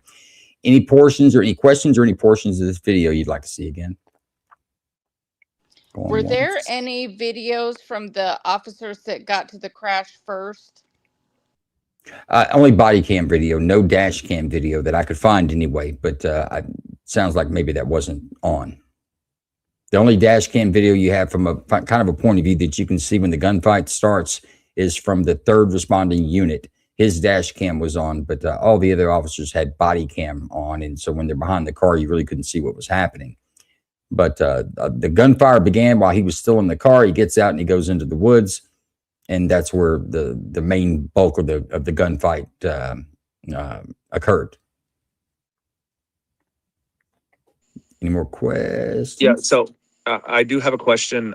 One, did he open fire first? And two, there were only two casings found. There weren't any that like, maybe he shot like 10 rounds or any of this. Was it like one shot and the officers fired a bunch and then he returned fire again? I'm just trying to figure it out. Yeah, two shots, I believe it would. If you go back to the video and listen, you can see or you can hear when the officer first gets out of the car, you hear bang bang, and those are from the suspect. Every other shot fired, the 86 rounds were from law enforcement and responding to law enforcement. Let's put up a clock, Big Ron. There we go, Steve. I'd like to say something. Okay, go ahead. Go ahead. I mean, if he survived after 86 rounds, I think these police officers should take lessons from Steve Loves Ammo, how to shoot a gun. I mean, that's a lot of rounds. Didn't say Not he hit kill them. someone. Well, No, what no, about I'm just what about cover? I mean, the suspect's got cover and concealment, right? It's hard to shoot something you can't really see. But yes, and I don't know how many times he was hit. He was hit. I don't know how many times he was hit. That information wasn't available. Oh, okay. Okay. That's what I wanted to know next. Okay. Thanks. Yeah, they didn't miss him 86 times. I just don't know how many times they did miss. I don't know how many bullets hit his body. But it wasn't enough to kill him. He's alive. He survived wounds. Yeah. Sure enough. Steve, I'm gonna come to you first. What do you think about this? Is it unreasonable for the officers to shoot that many rounds? Man, to me, this is the toughest one of all because there's so many details that are kind of left out a little bit. Just because, like you said, he had cover and concealment, but I don't know if there was a continued threat throughout the entirety of it. Like, man, this is a tough call. I think this is the hardest case of all five, in my opinion.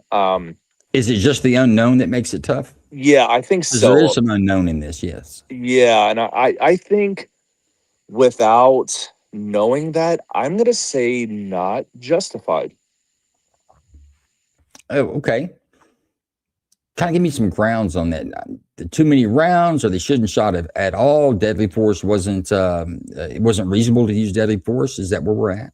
Well, two shots, but you also, like, if you're a prudent police officer, even though there is deadly force applied, you still want to de-escalate a situation, right? But like he ran into the woods, and like they're just. I don't know if like maybe some of the other police officers are like they couldn't distinguish between if it was like return fire or just, you understand it. There's so many semantics behind this. I just don't know enough information without. Well, let me ask there. you this. Mhm. Let's take that as officers arriving on scene, right? They get out and police are shooting and they hear bang, bang, bang. They don't know if it's incoming or outgoing, so to speak. Is it reasonable to believe that the responding officers that come up afterwards, is it reasonable to believe that if they saw, I thought they were shooting at me, or I thought they were shooting at us? Would it be reasonable for them to say that? Absolutely, because he's the one that initiated gunfire. So justifiable, unjustifiable. This one I'm Switzerland on. I don't know. Well, I'll tell you what, I came to you first, but let's go to some of the other jurors and see if they'll find an anchor or a piece of this that helps bring it to one side for you. Let's go to Jim. What do you think, Jim? This guy was fully clothed, no house shoes, I don't think. Yeah, I mean, he fired at them, so clearly they have every right to feel like their lives were threatened and they should be trying to take him out.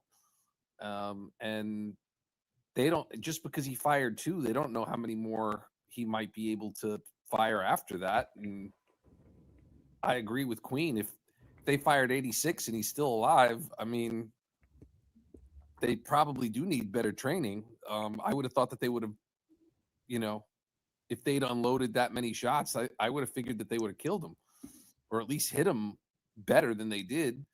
So, yeah, I think it's definitely justified. Okay. So the number of shots is not an issue for you. No, I think it's just they don't know if he's going to be able to fire more. The fact that he fired to begin with means that like he's a clear and present threat. and he's already tried to escape and shoot them. So like, what else are they supposed to do? So Jim, let me present this to you. Say like you shoot at the police officers, and then you're like, dude, you know what? This is not worth losing my life. I fucked up. Let me throw my gun away and try to like retreat. Is that still a justified killing? Well, no, but I didn't see that happen. Did you? That's why Joe put this up here to get us to argue. Watch your mouth. Watch your mouth. Joe has honest intentions tonight. And every Friday night, my intentions are honest, I promise. I know, I'm just picking, buddy. Yeah, you may not be far off. But I don't know, but did you see him do that, Steve? Did I see what? A retreat or submission? Hang on, guys. Hang on. Clear that scenario up, dude. Did you see him do what? Clear that up for us so we all understand what you're talking about. Well, did Steve see what he claimed that the guy could have done, which is lay his gun down, like put his hands up in submission? Well, no, I did not. Yeah. No, I mean, we didn't. I mean, the guy could have, and yeah, I can only we go wouldn't off know that. on the video, which was like, okay, he shot first and they were shooting back. Well, okay, and I will say this: many times we have body-worn camera now. We think that's great, but I mean, these aren't filmed in sound stages where they've got several angles and editing so that you can see everything that's going on. You can't. So a lot of times you have to really look at the officers. Unless you think the officers are nefarious, do you think they're shooting, or do you believe they're in danger when they're shooting rounds like that? Does that make sense? Their reaction can tell you what they see. How they react to something can tell you how they perceive something. I won't say how they see, but how they perceive something. Do you think these officer gets out, 2 rounds go, bang, bang. Now, it looks like one rifle was seat belted in the car, so it probably wasn't used. There was no AR rounds, 223s or 5.56 found in the car, but there were 2 9mm rounds. And I'll tell you, when you go back to the video, it was pop, pop as soon as the first officer exits the car. So is it reasonable to believe that he leaves the passenger compartment of the vehicle, goes into the woods, and he's unarmed? Unless there was a third gun there that we didn't see, and I don't believe there was. The suspect received most of those 86 rounds unarmed. But is it reasonable to believe the officers believed him to be armed? Did that make it more difficult? To who, me? Let me get to Keaton and Amy on this. Go ahead, Keaton. Yeah, so I want to start off by saying props to the officer at the beginning who went ahead and threw the spikes on the back right passenger tire to help, stop it sooner. And yeah, I mean, even though we weren't able to see the angle of it, and then he did fire the shots first, I think this is justifiable. Okay. Amy, how say you? What are you thinking on this? Actually, I don't want your vote. I really want your initial opinion. What are you thinking? Initially, it was hard to determine where the shots came from at first. If he shot the first 2 shots and then ran, it's definitely I can't really say 86 is too much when he's in the woods. There's branches, there's trees. Now, if he were in a shopping mall, 86 would be extremely too much. But in this circumstance, I really think it was justified. I mean, 86 must not have been too much because he's still alive. How many is it going to take to kill him? I don't know, but they used 86, which was not enough. So that might be an indication there as well. With that, folks, let's get us a vote in there. I'm coming to you first, Jim. Just I'd like to see you sweat. What's your vote? No sweat. I think it was justified. Very good. Steve, how say you? I'll say justified as well. Good. Amy? Justified. And Keaton? Justified. And our friend, anti-commie queen, what say you? Justified. Very good. Folks, we are less than 30 seconds from the end of the show. I want to invite everyone out there to our X after party. It's always great fun. We've invited all of our jurors in there. Hopefully they'll all make it, or most of them will make it, and we'll cut up and discuss some of their decisions and some of the cases we've seen tonight. I want to say special thank you to tonight, and particularly Big Ron held down the fort, and we've got Jason and Bruce that are doing their things in the background, and Corey Brooks, who's running the Ghost Juror. That was a big help for us tonight in particularly. But with that, I need more. I need more subscribers on YouTube. If you hadn't subscribed to our YouTube, it doesn't cost anything. Go there, give us a subscribe. We're about 150 subscribers away from being able to do super chats, which will help us quite a bit on producing this show. So subscriptions are free, given to me on YouTube. With that, we're going to end the show. We'll see you guys in about 20 minutes in the after.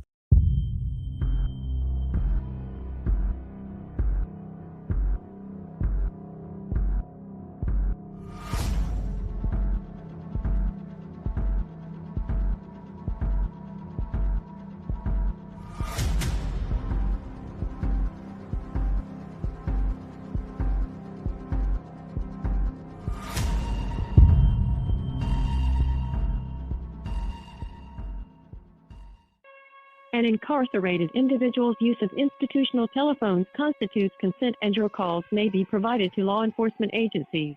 Thank you for using Securus. You may start the conversation now.